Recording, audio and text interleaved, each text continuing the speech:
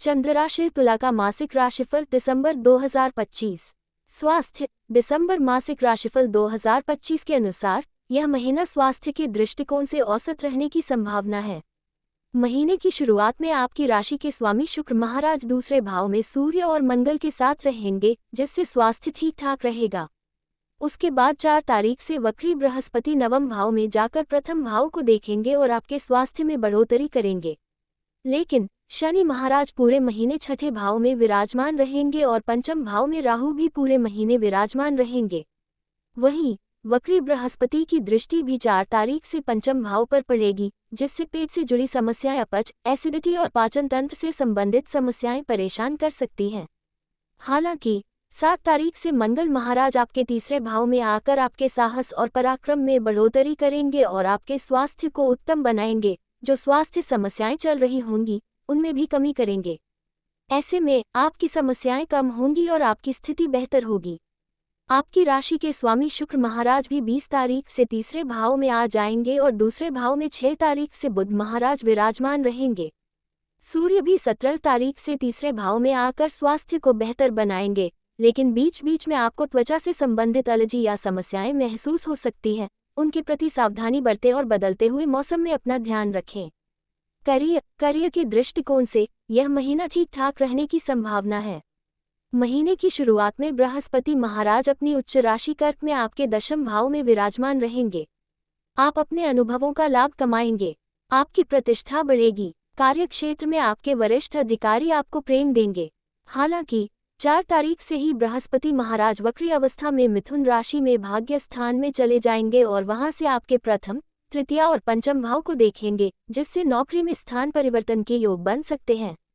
यदि आपने नौकरी में बदलाव के लिए प्रयास किया है तो उसमें भी सफलता मिल सकती है।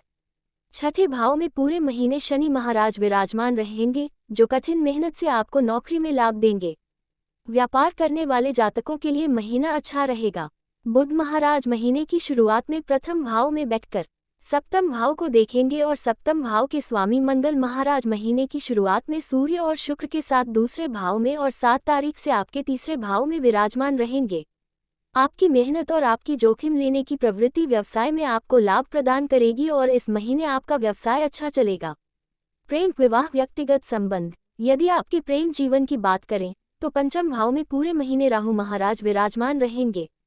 महीने की शुरुआत में उन पर मंगल की दृष्टि होगी, जो कि अनुकूल नहीं कही जा सकती है। इससे आपस में लड़ाई झगड़े की स्थिति बनेगी। विरोधाभास होगा जो प्रेम संबंधों को खराब कर सकता है। लेकिन वक्री अवस्था में बृहस्पति महाराज 4 तारीख को आपके नवम भाव में जाकर पंचम भाव को देखेंगे और इन स्थितियों में कमी करेंगे और आपको ये समझाएंगे कि अपने प्रेम की परवाह करते हुए उसको संभालने की कोशिश करें। वहीं मंगल महाराज 7 तारीख को तीसरे भाव में चले जाएंगे। तभी इन परिस्थितियों का अंत होगा और आपका प्रेम बढ़ेगा। आप अपने रिश्ते में अग्रसर होंगे और आपका प्यार मजबूत होगा। विवाहित जातकों की बात करें तो महीने की शुरुआत में बुध महाराज की दृष्टि सप्तम भाव पर होगी और सप्तम भाव के स्वामी मंगल महाराज दूसरे भाव में शुक्र और सूर्य के साथ होंगे, जिससे आपसी प्रेम बढ़ेगा। छोटी मोटी स्वास्थ्य समस्याएं जीवन साथी को परेशान कर सकती हैं। मंगल 7 तारीख को तीसरे भाव में चले जाएंगे तो उनमें कमी आएगी। हालांकि उसके बाद अहम का टकराव हो सकता है। आपसी संघर्ष के योग बन सकते हैं, इसलिए थोड़ी सी सावधानी रखें और कटु वचन बोलने से बचें, जिससे आपका रिश्ता प्रेम पूर्वक चलता रहे। सलाह: आपको शुक्रवार के दिन श्री दुर्गा कवच का पाठ करना चाहिए। बुधवार के दिन गौ माता की सेवा करें और उनके निमित्त भोजन दें। शनिवार के दिन पीपल के वृक्ष की 7 परिक्रमा लगाएं। शुक्रवार के दिन इत्र खरीद कर लाएं और उसका प्रयोग करें। सामान्य दिसंबर मासिक राशिफल 2025 के अनुसार तुला राशि में जन्मे जातकों के लिए यह महीना कई मामलों में अनुकूल रहने की संभावना दिखाई दे रही है। महीने की शुरुआत में शुक्र महाराज, जो आपकी राशि के स्वामी हैं, दूसरे भाव में मंगल और सूर्य के साथ युति करेंगे और 20 तारीख को वहां से निकलकर तीसरे भाव में धनु राशि में चले जाएंगे। सूर्य उससे पहले 16 तारीख को और मंगल 7 तारीख को धनु राशि में जा चुके होंगे। बुध 6 तारीख को आपके दूसरे भाव में प्रवेश करेंगे, जबकि बृहस्पति वक्री अवस्था में 4 तारीख को ही आपके भाग्य स्थान यानी कि मिथुन राशि में प्रवेश करेंगे। नौकरी करने वाले जातकों को अपने अनुभव का लाभ मिलेगा। नौकरी में स्थान परिवर्तन के योग बनेंगे।